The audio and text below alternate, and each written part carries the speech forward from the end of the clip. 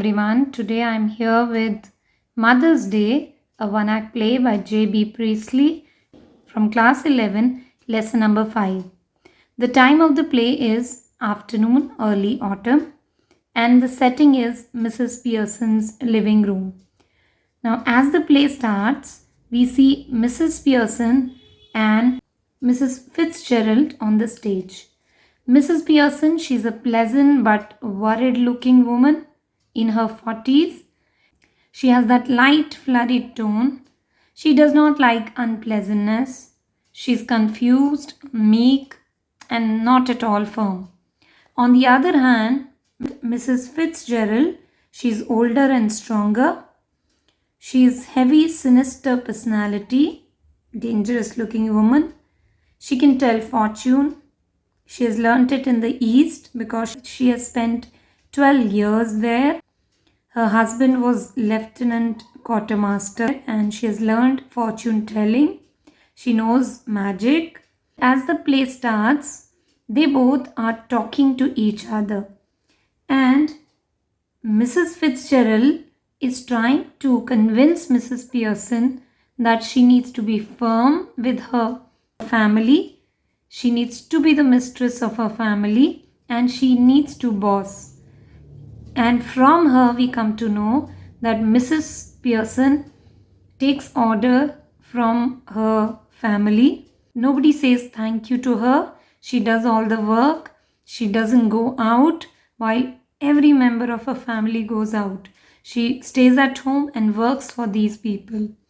Mrs. Fitzgerald wants Mrs. Pearson to be firm, but Mrs. Pearson, she's confused. She doesn't know how to do it because she does not like unpleasantness of any kind. And she says that she keeps on throwing hint at her family, but it is useless. And she does not know how to change things. Mrs. Fitzgerald, she comes with a suggestion that she can come in her place and she would love to deal with the members of her family. And she convinces Mrs. Pearson for the same. Mrs. Pearson is doubtful, but she later on gets ready to change her personality and change her body with Mrs. Fitzgerald. Now, Mrs. Fitzgerald, she knows magic. She has learned that in the East and she performs it. They both hold hand. She says some mantras and after some time, we see a change in their personality. It's the body of Mrs. Pearson, but Mrs. Fitzgerald personality comes in. And same with Mrs. Fitzgerald. She has that meek and not firm kind of behavior, while Mrs. Pearson, she looks sinister. She is confident now and she tells real Mrs. Pearson to go and enjoy her life for some time while she'll deal with the other members of her family. So now we see Mrs. Pearson alone. She starts smoking and at that time, Mrs. Pearson's daughter Doris enters. Now Doris is pretty. She's a girl in her 20s, but she's a spoiled child. She's shocked to see her mother smoking because Mrs. Pearson has never done that before. And she comes and asks for her yellow dress to be ironed. And Mrs. Pearson, she's very cool and unaffected. She tells Doris that she hasn't made anything ready. She's going out to have a meal at Clarendon and she'll not iron her dress. She works very hard and she does not get any gratitude from the family. Doris complains of working very hard and she's upset there is no tea ready by the mother. She gets angry, but Mrs. Pearson does not pay any attention. She's very firm and careless about Doris.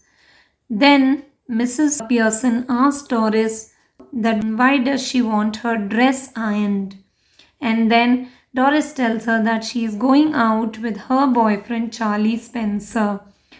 And at that time, Mrs. Pearson makes fun of Charlie. She calls Charlie buck-teeth and half-witted. Now Doris doesn't like it. She's almost sobbing and she runs out from there. After that, Cyril Pearson comes. Cyril is son of Mrs. Pearson.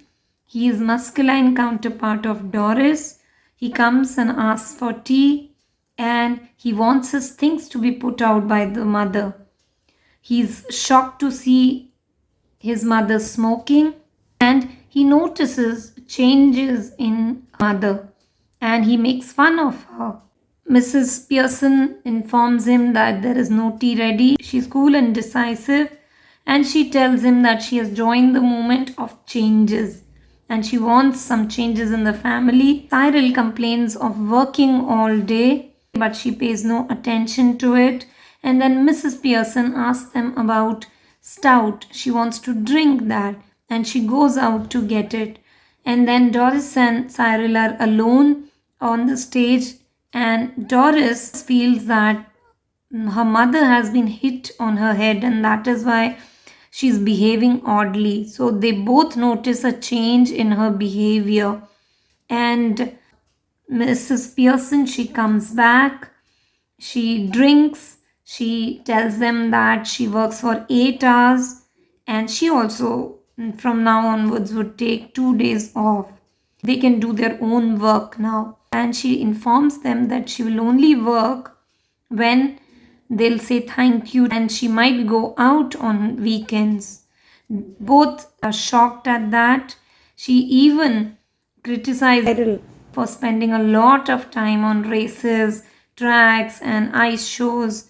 Doris and Cyril now are amused at her behavior and they are even thinking what she would do when father would come home and how would he react to it. After this, George Pearson appears. He is Mrs. Pearson's husband. He is solemn. He's a person who gives more importance to himself. He's pompous. He's 50 years old. He is shocked to see his wife drinking stout, although Mrs. Pearson remains unaffected. And he informs Mrs. Pearson that he does not want any tea. And Mrs. Pearson, she says she has not prepared any tea. He gets angry when he comes to know that there is no tea ready. And Mrs. Pearson makes fun of him. He tells her that he's going to have dinner at club and that is why he doesn't want tea. Mrs. Pearson, she ridicules him. She tells him that how people laugh at club and he's a standing joke for them. George gets upset. Cyril comes and confirms this news. Mrs. Pearson rebukes George also for leaving his wife at home and going to club. So Mrs. Pearson in her own way tries to correct Doris, Cyril and George. After this, Mrs. Fitzgerald, who is actually Mrs. Pearson, she comes and Cyril brings her in, but he ridicules her, which Mrs. Pearson does not like, and she scolds Cyril. She even corrects Doris when her behavior is not appropriate with Mrs. Fitzgerald. She doesn't like George being angry with Mrs. Fitzgerald when she by mistake takes his first name. But Mrs. Fitzgerald, who's actually Mrs. Pearson, she does not like this unpleasantness in her family. She finds her daughter, son, and even her husband upset. And at that time, Doris and George are on the stage, and she tells both of them to go out and she wants to talk to Mrs. Pearson alone. And at that time, Mrs. Fitzgerald tells Mrs. Pearson that she wants to change her body again and she cannot see her family in problem. And Mrs. Pearson, although she wanted to spend more time with the family so that she can correct them, she agrees to do it. She comes back in her own place by again chanting those mantras. And now we see original personalities of Mrs. Pearson and Mrs. Fitzgerald. So when Doris, Cyril, and George, they come back. They see original Mrs. Pearson, and finally she smiles at them and they feel relaxed. Nobody is going out. Doris, Cyril, and George, they all three of them have decided to stay at home, and Mrs. Pearson wants to play a game of rummy with them. They all agree.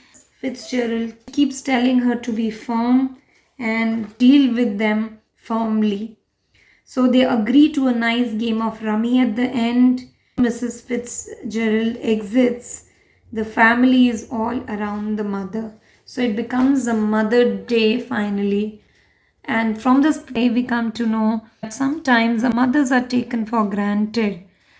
They work very hard, but it is a thankless job for them, and nobody in the family recognizes their importance.